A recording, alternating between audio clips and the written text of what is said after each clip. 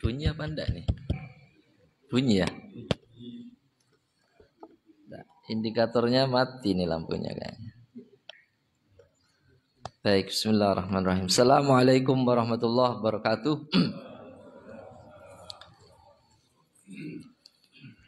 Alhamdulillahilladzi arsala rasulahu bil huda wa dinil haqq liyudhhirahu 'alad dini kullih walau karihal kafirun. Asyhadu an la ilaha illallah wahdahu la syarikalah wa asyhadu anna Muhammadan abduhu wa rasuluh. Allahumma salli wa sallim wa barik ala nabiyyina wa habibina Muhammadin wa ala alihi wa ashabihi wa man da'ama bi da'watihi wa man iltazama bi tariqatihi wa man tabi'ahum bi ihsan ila yaumiddin, amma ba'd.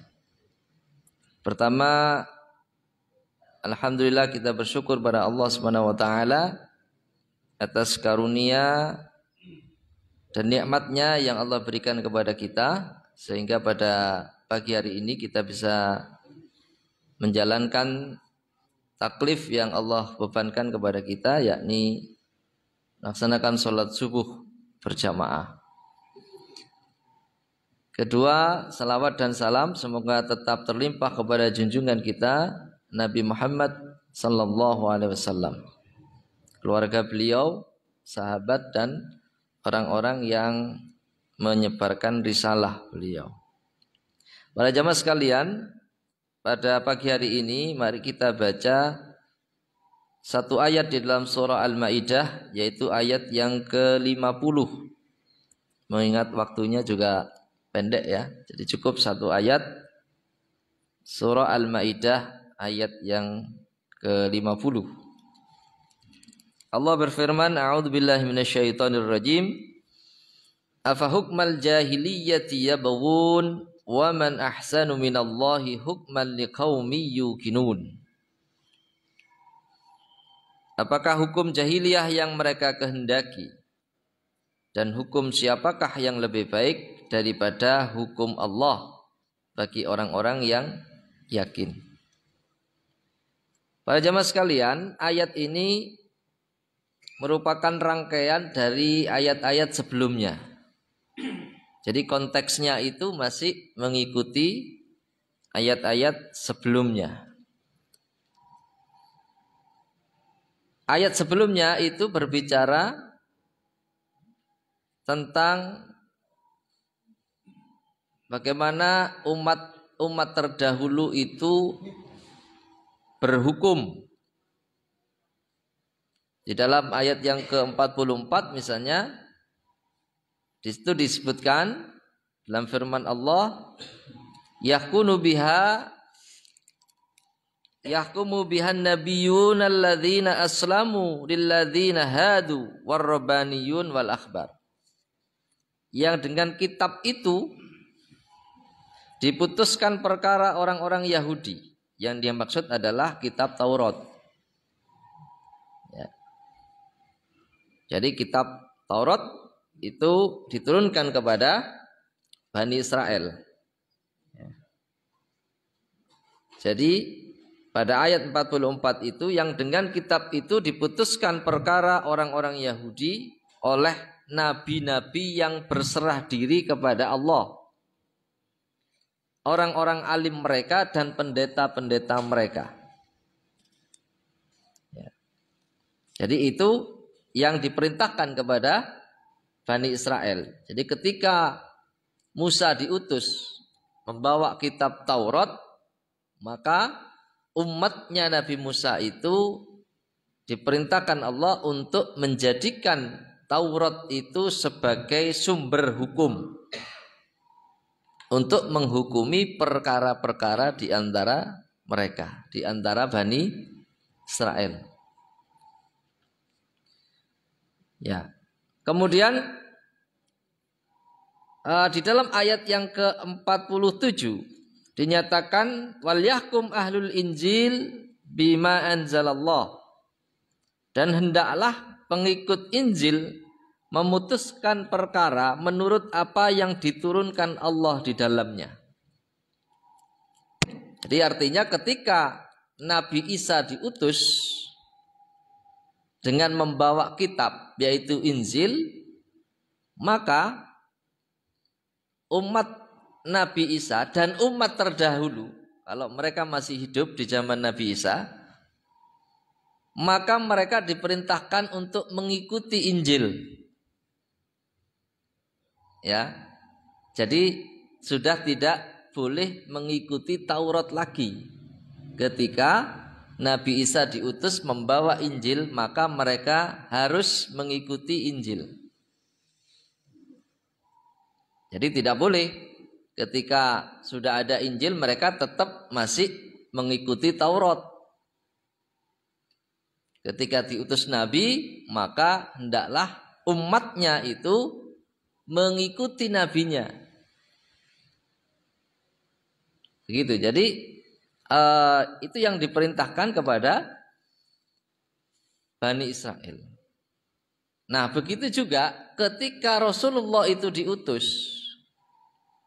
Ya, ketika Rasulullah diutus, maka diperintahkan pula untuk mengikuti kitab yang diturunkan Allah kepada nabinya, yaitu Quran. Maka umat-umat terdahulu itu kalau dia masih hidup ketika Nabi Muhammad diutus, maka dia harus mengimani Quran dan mengikutinya.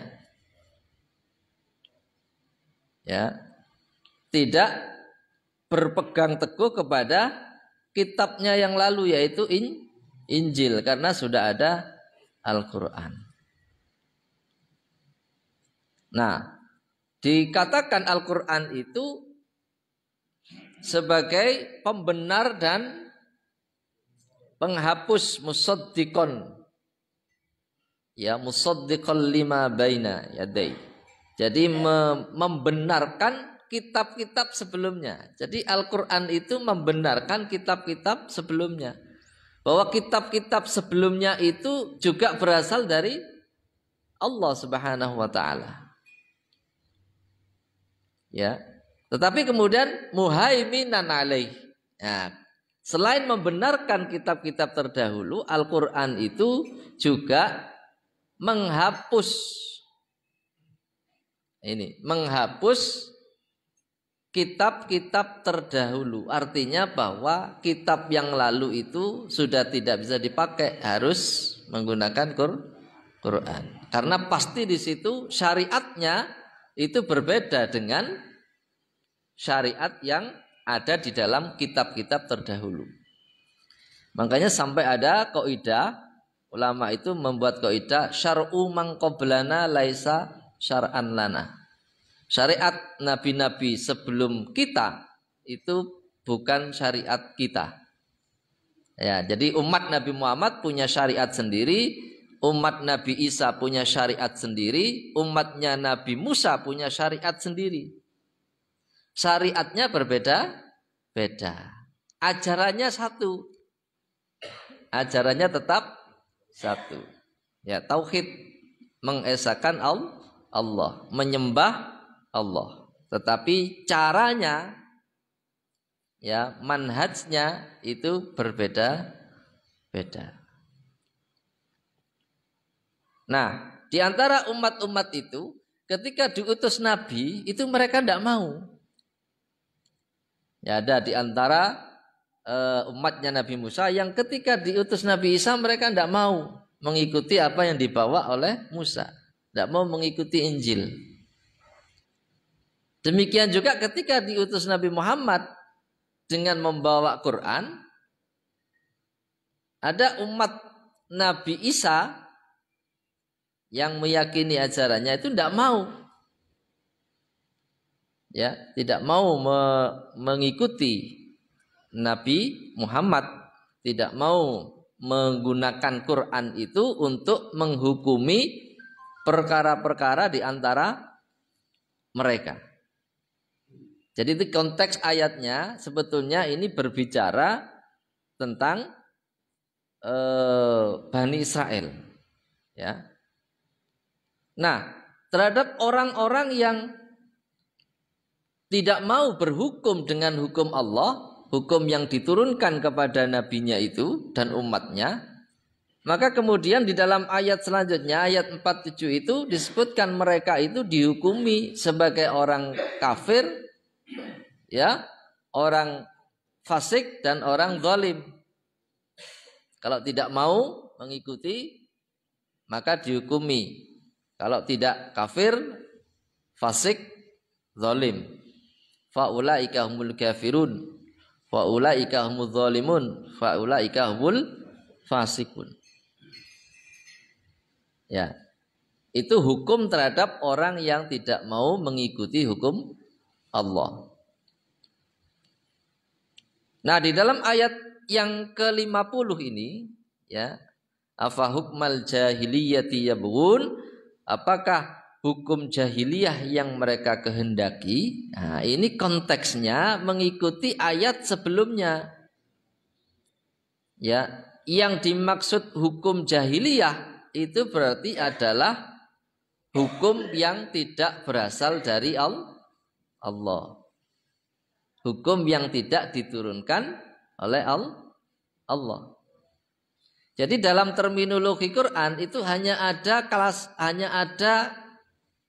klasifikasi hukum Allah dan hukum jahiliyah. Jadi kalau bukan hukum Allah ya berarti hukum jahiliyah. Nah, itu dalam terminologi Quran, ya. Disebutkan di sini afa hukmal jahiliyah. Apakah hukum jahiliyah yang mereka mau? Ya, afa hukmal jahiliyati yabghun. Apakah hukum jahiliyah yang mereka pilih? Apakah hukum jahiliyah yang mereka kehendaki? Nah, sebetulnya ayat ini kalau kita bahas itu ada dimulai dari hamzah istifham. Jadi itu fungsinya sebagai gaya bahasanya itu gaya bahasa bertanya, tetapi sebetulnya tidak menghendaki jawaban. Bertanya tetapi lil inkar wat taubih. Bertanya dengan maksud mengingkari dan mencela. Itu di situ ada pengingkaran dan celaan. Menurut ahli tafsir, ya. Jadi kalau dikatakan afa hukmal jahiliyati yabghun, apakah hukum jahiliyah yang mereka kehendaki? Itu sebenarnya Allah tidak menghendaki jawaban. Tapi Allah ingin mengingkari. Ya, mengingkari dan mencela orang-orang yang lebih memilih hukum jahiliyah daripada hukum Allah. Nah, gitu ya. Jadi betul memang konteks ayatnya ini berbicara tentang Bani Israel, tetapi karena lafadznya itu berbentuk umum, lafadz ayatnya itu berbentuk umum, maka ini penggunaannya juga umum. Nah, ya, jadi mengikuti kaidah al-ibrah bi umumil lafzi la bi khususis sabab. Jadi pegangan atau pelajaran atau yang dijadikan patokan itu adalah umumnya lafadz, bukan sebabnya. Ya, bukan khususnya sebab. Karena lafadznya itu berbentuk umum. Afa hukmal jahiliyati yabghun. Ya, apakah hukum jahiliyah yang mereka kehendaki? Mereka itu siapa? Siapa saja yang menghendaki hukum jahiliyah, bukan hanya Bani Israel. Siapa saja. Nah, lafadznya umum, maka semua orang yang menghendaki hukum jahiliyah, maka itu dikecam oleh Allah, dicela oleh Allah. Itu di dalam ayat ini. Maka ketika Al-Quran itu sudah diturunkan kepada Nabi, maka umat-umat terdahulu itu harus mengikuti Nabi Muhammad dan menjalankan hukum yang ada di dalam Quran. Tidak boleh lagi mereka berpegang pada kitab yang lain. Nah, karena itu ketika Nabi diutus kemudian pernah Sayyidina Umar bin Khattab itu membawa secarik Taurat. Membawa-bawa Taurat. Itu Nabi marah sekali. Nabi marah sekali melihat Sayyidina Umar membawa Taurat. Kata Nabi, seandainya saudaraku Musa itu masih hidup, sungguh dia akan mengikuti aku. Maksudnya kenapa? Sudah turun Quran, Umar masih membawa-bawa Taurat. Kenapa masih sudah turun Quran, ada orang masih membawa-bawa Injil? Cukuplah Quran itu sebagai hukum, sebagai pegangan. Maka Nabi marah kepada Sayyidina Umar. Ya. Nah, itu yang terjadi pada Bani Israel. Ya. Jadi yang dimaksud jahiliyah itu bukan hanya masanya jahiliyah. Kan Ustaz, jahiliyah itu kan dulu sebelum Islam. Iya betul, kalau dikatakan seperti itu betul juga. Masa sebelum Islam itu masa jahiliyah. Jadi hukumnya itu hukum jahiliyah. Tapi apakah hukum jahiliyah itu hukum yang ada sebelum Islam turun? Atau ada hukum jahiliyah setelah Islam turun? Kalau jahiliyah itu dipahami sebagai masa, ya memang hukum yang ada sebelum Islam. Tapi jahiliyah itu juga bisa bermakna kondisi, keadaan. Ya, jahiliyah itu kan asalnya jahil ya. Jahil itu bodoh artinya. Masa kebodohan. Apa yang dimaksud dengan masa kebodohan? Yaitu masa ketika orang itu mengutamakan hawa nafsunya daripada ketaatan kepada Allah. Jadi artinya bahwa semua hukum yang itu mengutamakan hawa nafsu, maka itu adalah hukum jahiliyah. Ketika ada hukum saat ini yang itu bertentangan dengan hukum Allah, maka jelas itu hukum yang bertentangan, hukum yang mengedepankan hawa nafsu. Maka itu juga disebut hukum jahiliyah. Ya, yang dikecam oleh Allah di dalam terusan ayat tadi itu, wa man ahsanu minallahi hukman liqaumi yuqinun. Ya. Dan hukum siapakah yang lebih baik daripada hukum Allah bagi orang-orang yang yakin?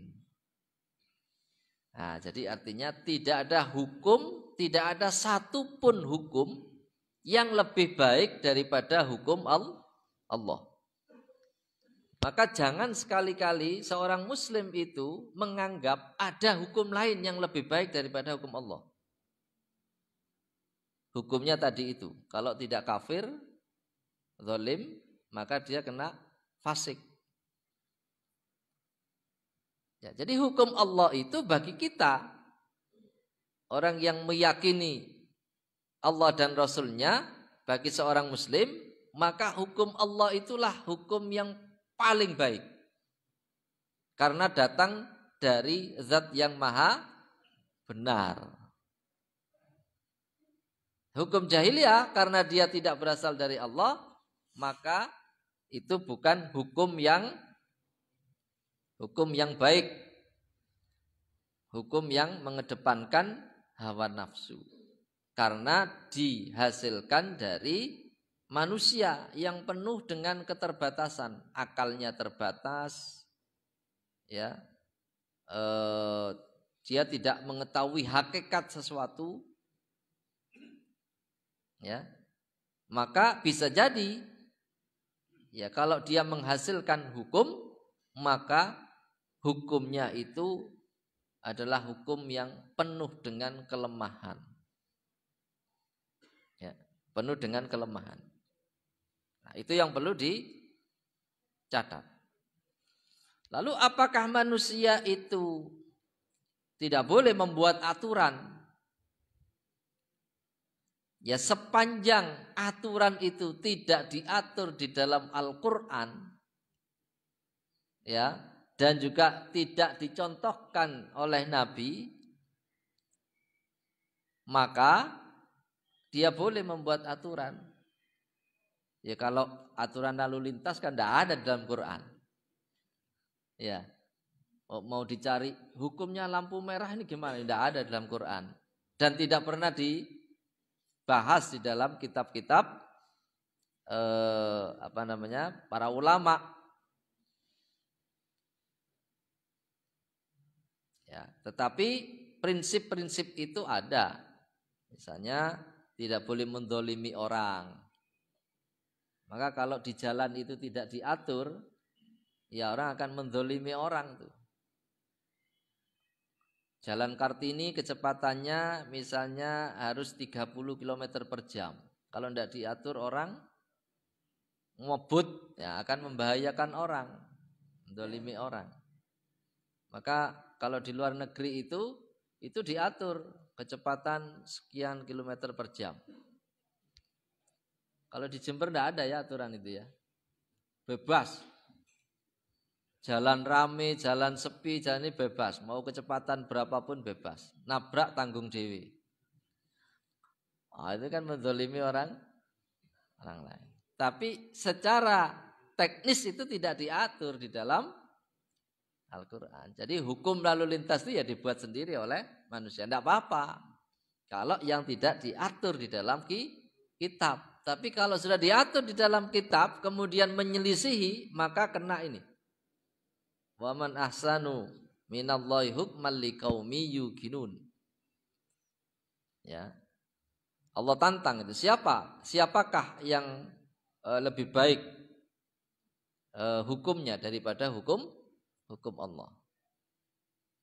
Nah, jadi apabila itu sudah diatur di dalam kitab, maka manusia itu hendaknya dia mengikuti apa yang sudah ada di dalam kitabnya.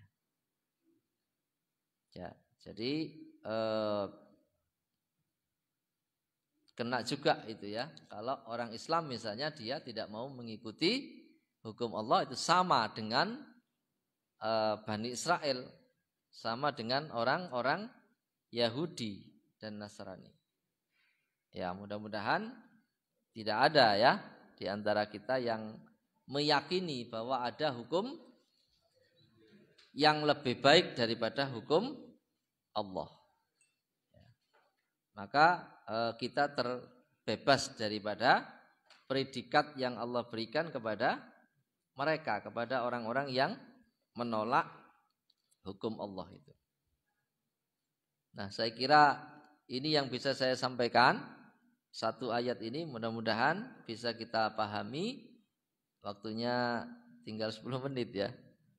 Baik, masih ada waktu untuk tanya jawab supaya lebih jelas lagi. Saya berikan waktu. Saya akhiri dulu apa yang saya sampaikan ini. Wallahu a'lam bishawab. Assalamualaikum warahmatullahi wabarakatuh.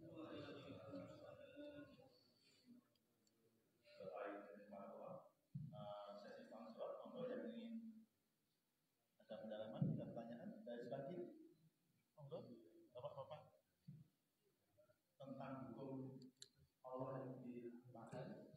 Satu lagi. Ini Pak dulu monggo Pak.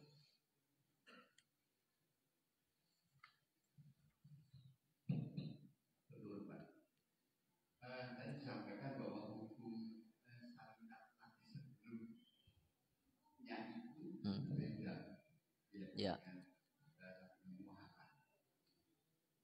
Enggak sampaikan bahwa Al-Quran itu membenarkan kitab sebelumnya.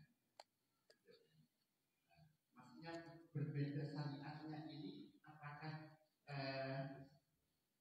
memang Allah menurunkan syariat yang berbeda? Kalau memang berbeda, kenapa Al-Quran membenarkan kitab sebelumnya? Ya. Kemudian yang kedua Pak, mengenai hukum jahiliyah. Ya. Kita tahu bahwa hukum dari Allah itu Taurat Injil itu kan tertulis pakai. Nah, hukum jahiliyah ini bentuknya itu bagaimana? Dan apakah ini bisa dikatakan semacam syariat lanjutan dari hukum yang ditetapkan oleh Allah? Ya. Baik. Saya jawab dulu. Nah, ini ada 2 pertanyaan dari Pak Han. Pertanyaannya bagus sekali ya. Jadi dikatakan bahwa Al-Quran itu membenarkan kitab-kitab terdahulu dan menghapus ya, muhaiminan alaih ya, muhaiminan alaih, musaddiqal lima baina yadai, jadi membenarkan kitab-kitab terdahulu. Artinya membenarkan itu mengakui bahwa kitab-kitab terdahulu itu adalah kitab samawi, kitab yang diturunkan Allah kepada nabi-nabi sebelum Nabi Muhammad. Jadi keterangan itu ada di dalam Al-Quran kan?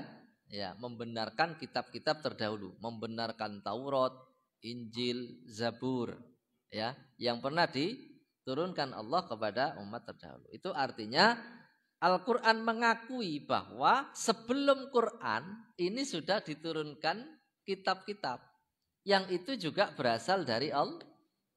Benar itu, kitab itu benar dari Allah.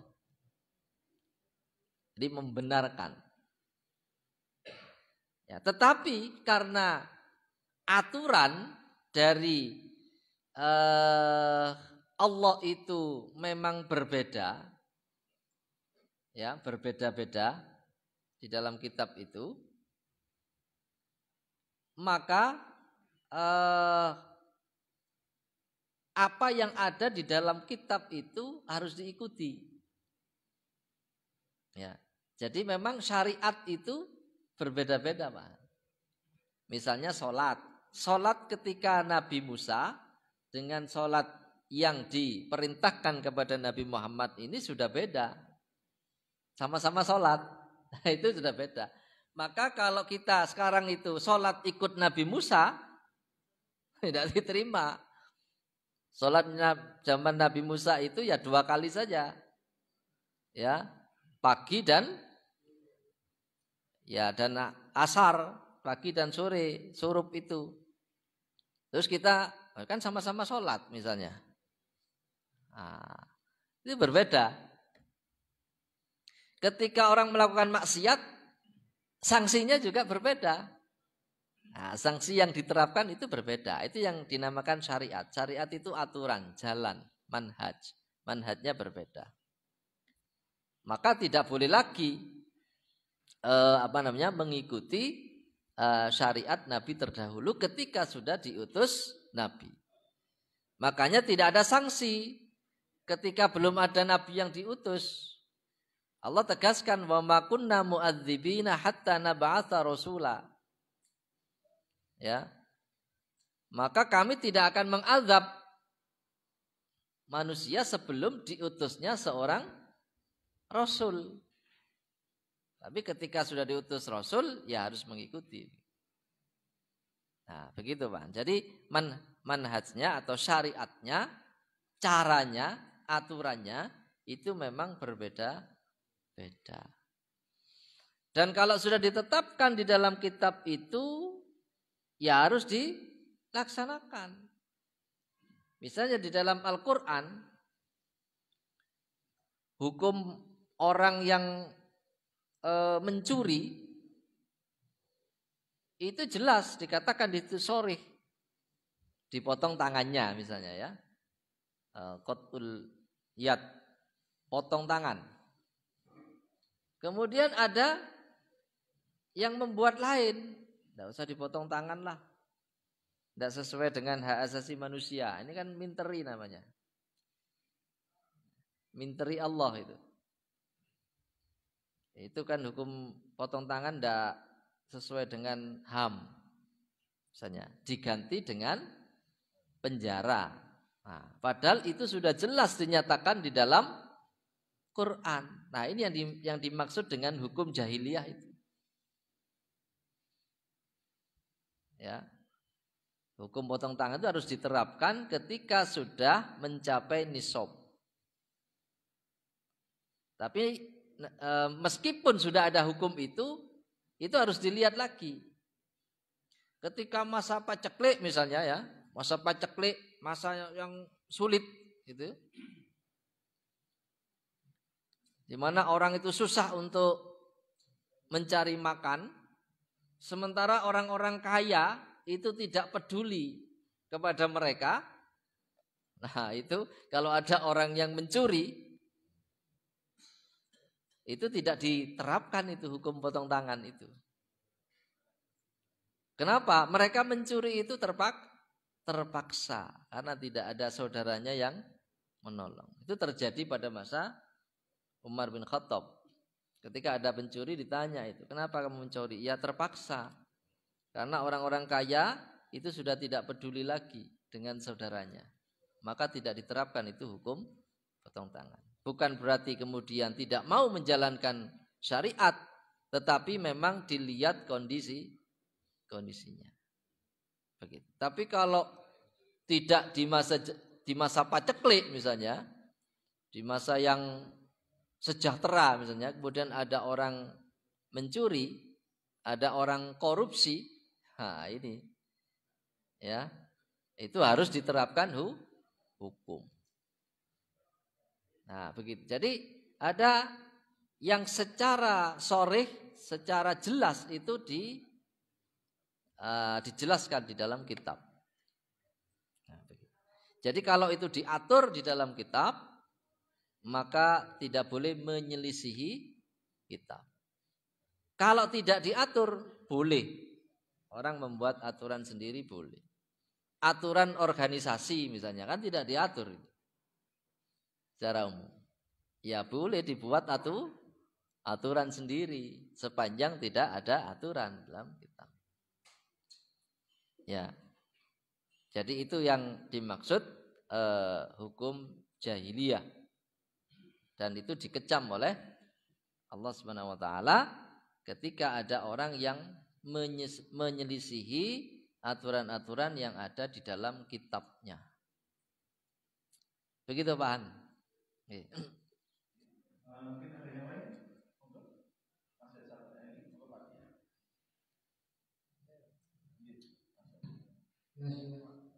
Jika suatu aturan itu ditentukan dengan suara terbanyak, itu apa menyelisih aturan? Ya. Suara terbanyak. Suara terbanyak itu biasanya ada di demokrasi ya. Sekarang kalau ada satu persoalan misalnya. Ini ada lokalisasi nih. Ada lokalisasi. Kemudian ada 10 orang yang ingin menyelesaikan lokalisasi. Lokalisasi itu tempat orang berzina tapi legal. Ya, berzina saja itu sudah haram kan? Jadi kalau itu legal berarti melegalkan keharaman. Berarti apa? Menghalalkan yang diharamkan. Ada 10 orang yang mau memutuskan, nih diteruskan apa dibubarkan nih keharaman nih. Kemudian ya sudah voting saja. 9 orang memutuskan lanjut. Kenapa? Wah, ini sangat bermanfaat nih untuk orang-orang yang mumet itu. Kan ada salurannya itu orang yang mumet itu. Kalau begitu biarkan aja lah. Ini juga kan kasihan itu yang kerja di sana itu. Ada yang tukang nyervis, ada yang jualan di situ, di sekitar tempat itu, kan kasihan kalau ditutup itu. Mau kerja apa lagi? 9 orang menghalalkan keharaman. Yang satu ngotot, Enggak, ini harus ditutup. Karena 9 orang ini lanjut, maka lanjut itu. Nah, itu apa namanya? Hukum yang apa tadi Pak Syafi'i? Suara terbanyak. Ya. Di dalam Islam siapa yang benar, bukan siapa yang bisa diambil ketika dalam aspek administratif saja. Ya, tapi kalau itu sudah ada, sudah jelas-jelas menabrak, ya, melegalkan kemaksiatan misalnya, ya itu tidak bisa diambil. Jadi tidak semua aspek, tidak semua hal itu bisa dilakukan suara terbanyak. Kita selesai jam 5:30 ya. Yang lain enggak, Ustaz jam 7 saja. Voting yuk. Siapa yang terbanyak? Ya, misalnya ada 50 orang ini. Yang 45 itu selesai 5:30. Selebihnya yang sedikit itu jam 7. Ya sudah, yang diperhatikan adalah halal haram. Meskipun bulat suaranya ketika memutuskan perkara yang jelas-jelas haram misalnya, ya itu tidak bisa diterima. Setuju dengan yang haram meskipun bulat suaranya itu. Nah, tidak bisa diterima. Mengeluarkan kita yang